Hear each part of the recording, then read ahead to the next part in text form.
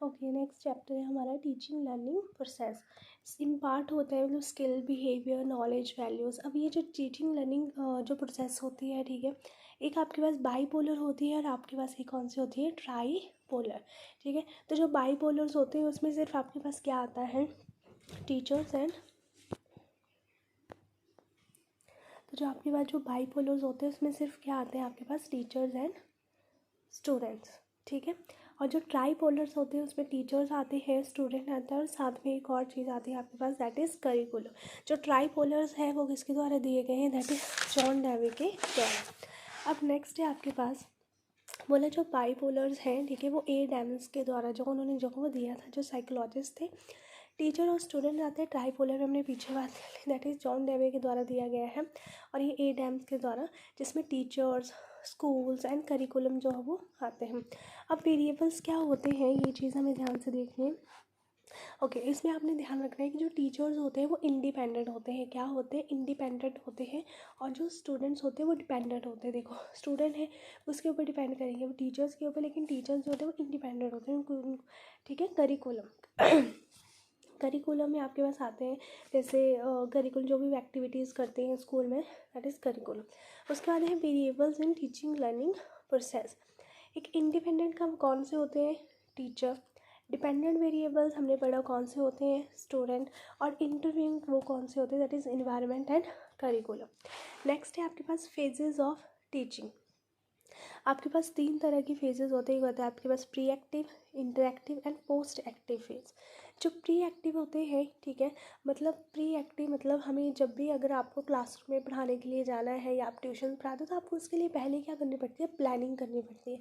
तो pre active मतलब planning but not study in classroom, before class planning self study.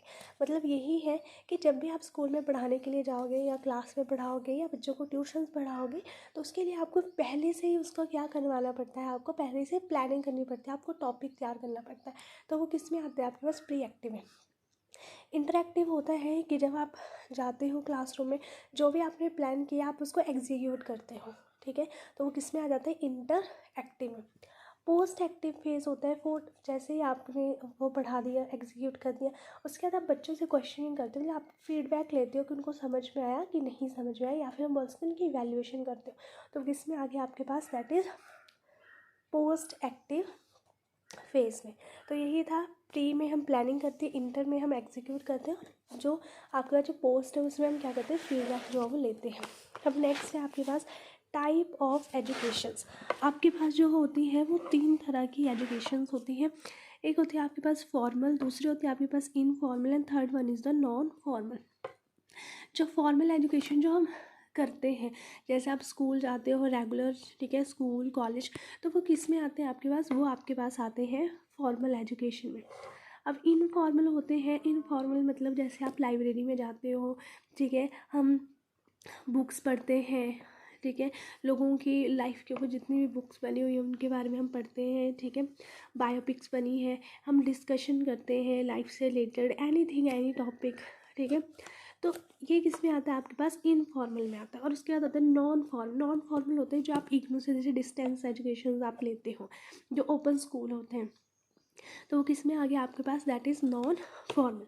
तो formal में आ गया रेगुलर जो हम करते हैं, इनफॉर्मल में आपके पास आ गया हम डिस्कशन, लाइब्रेरी, वो किस में आती है आपके पास, इनफॉर्मल है। एंड नेक्स्ट है आपके पास नॉन फॉर्मल में आपके पास जैसे स्कूलिंग होगी, डिस्टेंस लर्निंग, वो किस में आ जाती है, नॉन फॉर्मल में।